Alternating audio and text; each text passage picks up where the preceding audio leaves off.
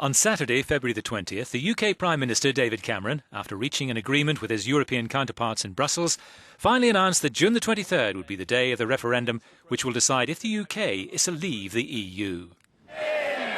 On the Monday in the House of Commons, Cameron faced a packed chamber which was in fractious mood and fractured.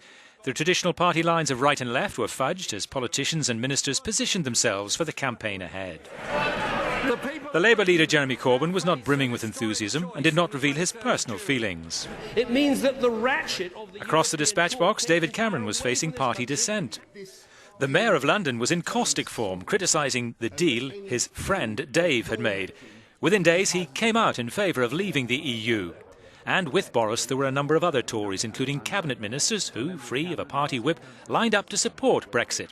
The Justice Minister, Michael Gove, another friend of the PM, was seen as the top politician to put his weight behind the Leave campaign. The Leader of the House, Chris Grayling, was another. It's great for all of us to be here after all these weeks of not being able to say anything. In the opposing camp was David Cameron, hitting the phone while forming an unusual alliance and campaigning with the opposition. Europe had united them. This is a message for Lisa. There are lots of things we disagree about between Labour, Liberals, Greens and others, but the fact is we all come together to support the idea of Britain staying in a reformed European Union, and I think that's a great team getting behind this campaign. The leader of the Labour Party, Jeremy Corbyn, silent for so long, finally broke cover and publicly announced his party's official stance. You cannot build a better world unless you engage with the world, build allies and deliver change. The European Union, many warts and all, has proved itself to be a crucial international framework to do that.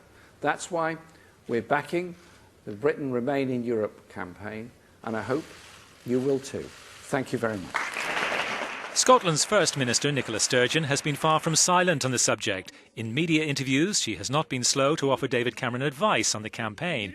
And the leader of the Scottish National Party has called on the British to vote to remain in the EU and so maintain the union.